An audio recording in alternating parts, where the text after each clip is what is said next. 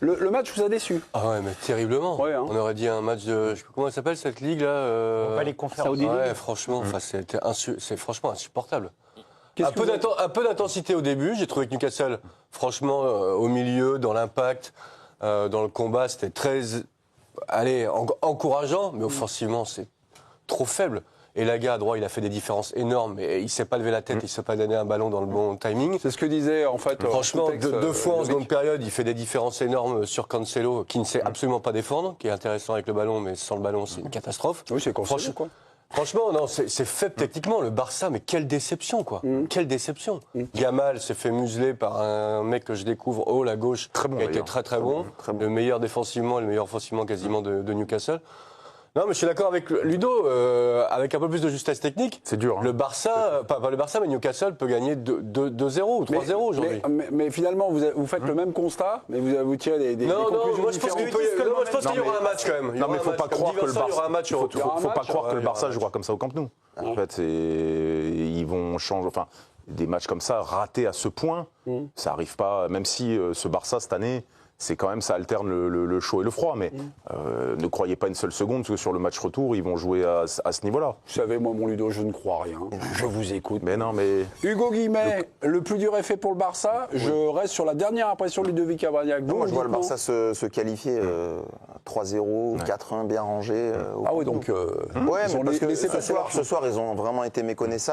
Cette saison, je les ai pas vus rater 2 matchs de suite. Alors, ils en ont raté des matchs, mais être aussi nul 2 fois de suite, ça leur est jamais arrivé. Ils jouent ce week-end en championnat, je crois. Oui, ils vont jouer en championnat, mais après ce qu'ils ont montré ou ce qu'ils n'ont pas montré plutôt ce soir, ça va être un autre Barça au Camp Nou. Ça va être aussi un autre Newcastle, parce que Newcastle à l'extérieur, que ce soit en championnat ou en Ligue des Champions, c'est plus du tout la même équipe. Ouais. Après, c'est vrai qu'ils étaient diminués, il leur manque notamment leur capitaine, Guimarães. Mais c'est l'histoire de cette confrontation. Je pense que c'est ce penalty à la fin. Ils avaient une chance de se qualifier en gagnant 1-0. Ils auraient pu gagner même 2-0 assez logiquement ce match.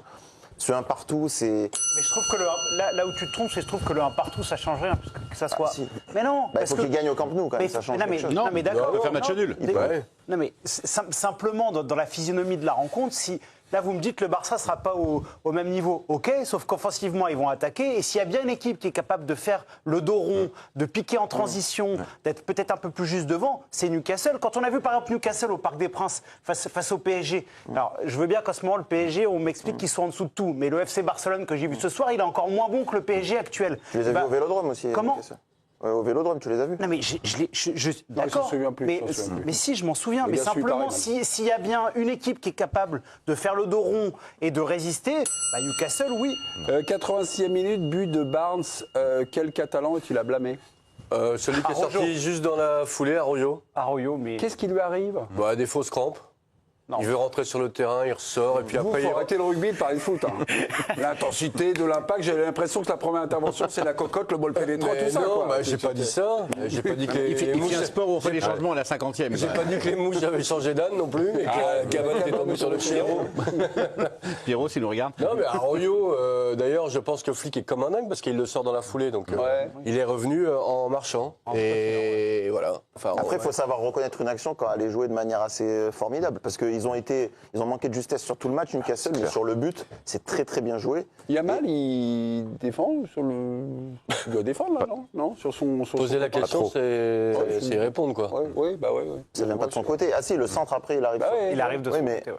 Le gardien quand même, enfin c'est ce que disait Vincent, il sort, puis finalement il voit que ça sera pas pour lui.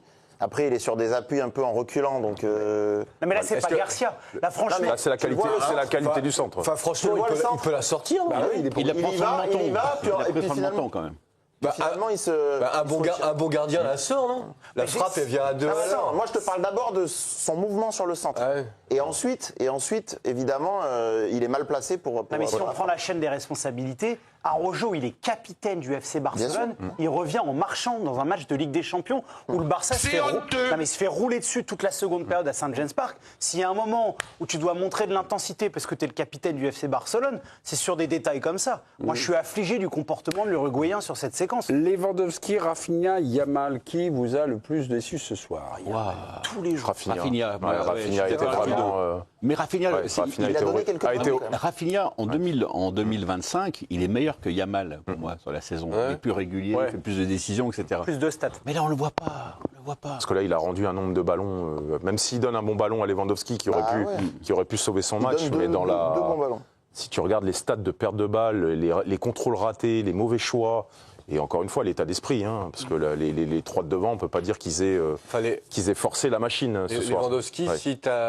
s'il n'a pas de ballon, il peut difficilement exister. Sur la première période, il y a une stat qui s'affiche, il touche 8 ballons, dont 4 donnés par le gardien. D'autant que si tu as Burn sur le dos et que tu joues à 50 mètres de ton Non, mais but... sauf que dans ce type de soirée-là, où le FC Barcelone est en difficulté et collectivement, on voit bien qu'ils ont été pris. Si tu attends un coup de patte de quelqu'un, c'est pas Rafinha, c'est pas Lewandowski, c'est Lamine Yamal.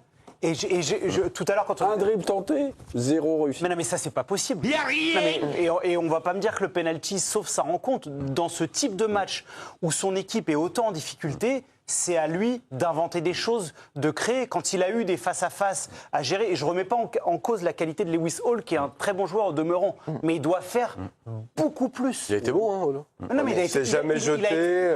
Il a été très intelligent, parfait, Pas puis de faute. offensivement, il Mais je donnait pense qu'il a le change. senti qu'il pouvait pas y aller sur Lewis Hall athlétiquement. Il était. Mais dans ce cas-là, déplace-toi, va ailleurs, mais bouge, c'est, propose autre chose.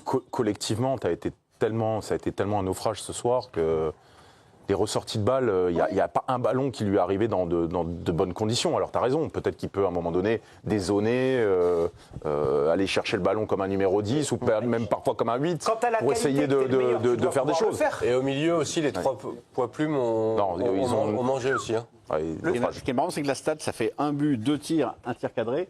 Mais en fait, sur ce total de 4, une seule action, ça vaut 3, quoi. Ouais, C'est la même action qui fait la même surtout chose. perdre un ballon sans rien J'ai tenter, l'impression que Vincent vous a mis un tir au copain qui s'occupe des stats. Bon, c'est Non, pas grave. du tout. Mais ce que je veux dire, c'est qu'on a l'impression qu'il a fait un but, plus 2 tirs, mais en fait, c'est la même action. Est-ce qu'il y a à dire de l'arbitrage de Marco Guida qui était un peu complaisant avec le Barça? non Ouais, au Non, début. mais Yamal, il doit prendre un deuxième jaune. Yamal, il doit prendre Lopez un aussi, deuxième jaune. Fermin? Puis il doit laisser un peu plus jouer dans ce genre de compétition. Tonali, quoi. Tonali, première faute en première période. Tonali, pardon, excusez-moi. C'était quand même une voyelle. Mais c'est pas Non, mais Tony Lee aussi, qui commet une faute en première période, il prend un jaune. J'ai trouvé ça injuste et injustifié. Lamine Yamal et Fermin Lopez, s'ils avaient eu écopé d'un carton jaune, Mais il n'y avait rien de Ligue des Champions ce soir, ni l'arbitrage, ni le niveau des équipes. aurait été suspendu. Excusez-moi, je parlais. Ah, pardon. Je donnais une info, c'est mon métier, mon petit. Prochain adversaire, soit donc Newcastle ou Barça, soit l'Atlético ou l'Atlético, puisque l'Atlético ce soir s'est débarrassé de Tottenham.